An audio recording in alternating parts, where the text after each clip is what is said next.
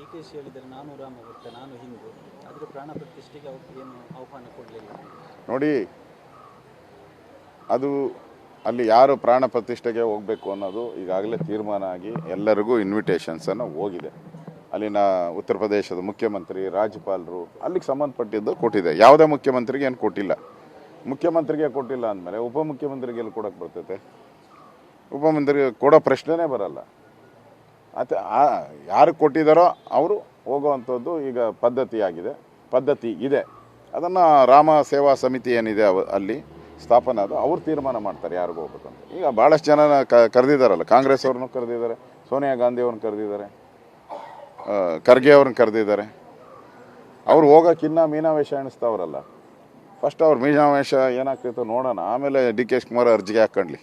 Sir, ಈಗ ನಾಳೆ ಚಿಂತನ ಮಂಥನ ಸಭೆ ಮಾಡಲಿಕ್ಕೆ ಇರುವಂಥದ್ದು, ಇದರಲ್ಲಿ ಏನು ಬೆಳವಣಿಗೆ? ಪಾರ್ಲಿಮೆಂಟ್ ಚುನಾವಣೆಗೆ ಸಂಬಂಧಪಟ್ಟಂತೆ ತಯಾರಿಗೋಸ್ಕರ ನಾಳೆ ಚಿಂತನ ಮಂಥನ ಸಭೆ ಮಾಡ್ತಾ ಇದ್ದೀರಿ. ಯತ್ನಾಳ್ ಅವರು ಬರ್ತಾರೆ?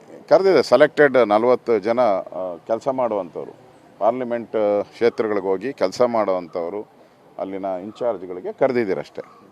ಅದು ಜವಾಬ್ದಾರಿ, ಪಕ್ಷದ ಜವಾಬ್ದಾರಿ ಇರುವಂಥವ್ರನ್ನ ಮಾತ್ರ ಕರೆದಿದ್ದೀರಿ. ಅಲ್ಲಿ ಯಾರು ಬರಬೇಕು ಏನು ಅಂತೇಳಿ ನಮ್ಮ ಪಾರ್ಟಿಯಲ್ಲಿ ತೀರ್ಮಾನ ಆಗ್ತದೆ. ಅಧ್ಯಕ್ಷರು ತೀರ್ಮಾನ ಮಾಡ್ತಾರೆ. ಅದು ಪಾರ್ಲಿಮೆಂಟ್ ತಯಾರಿಗೋಸ್ಕರ ನಾವು ಮಾಡ್ತಾ ಇರೋವಂಥದ್ದು. ಅಸಮಾಧಾನವನ್ನು ಶಮಿಸುವಂಥದ್ದು ಈಗಾಗಲೇ ನಾವು ಸೋಮಣ್ಣವ್ರ ಹತ್ರ ಎಲ್ಲ ಮಾತಾಡಿದ್ದೀರಿ. ಸೋಮಣ್ಣವರು ಭೇಟಿ ಮಾಡಿದ್ದೀರಿ, ಮಾತಾಡಿದ್ದೀರಿ. ಅವ್ರದ್ದು ಆಗಿದೆ. ಯತ್ನಾಳ್ದೂ ಕೂಡ మన ಕೇಂದ್ರದ ನಾಯಕರು ಕರೆಸಿ ಮಾತಾಡಿದ್ದಾರೆ.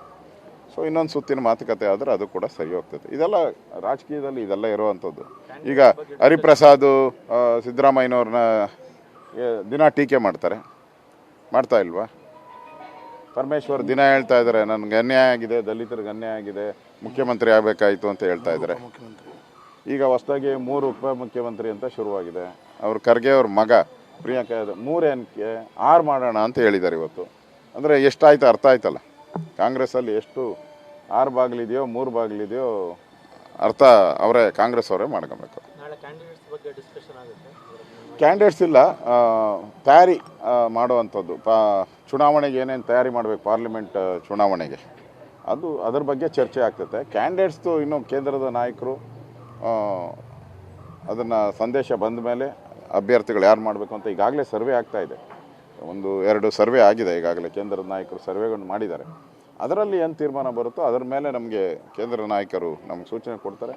ಈಗ ತಯಾರಿ ಮಾಡೋವಂಥದ್ದು, ಲೋಕಸಭಾ ಚುನಾವಣೆಗೆ ಪ್ರಭಾರಿಗಳನ್ನು ಮಾಡುವಂಥದ್ದು, ಲೋಕಸಭಾ ಚುನಾವಣೆಯಲ್ಲಿ ಕಾರ್ಯಕರ್ತರ ಸಭೆಗಳು ಮಾಡುವಂಥದ್ದು, ಇದ್ರ ಬಗ್ಗೆ ಹೆಚ್ಚು ಒತ್ತನ್ನು ನಾವು ಕೊಡ್ತೀವಿ. ಅಭ್ಯರ್ಥಿಗಳದ್ದು ಈಗಾಗಲೇ ಆಲ್ಮೋಸ್ಟ್ ಇದ್ದಾರೆ. ಹೊಸಬ್ರನ್ನ ಯಾರನ್ನ ಮಾಡಬೇಕು ಅನ್ನೋದು ಪಾರ್ಟಿ ತೀರ್ಮಾನ ಮಾಡುತ್ತೆ.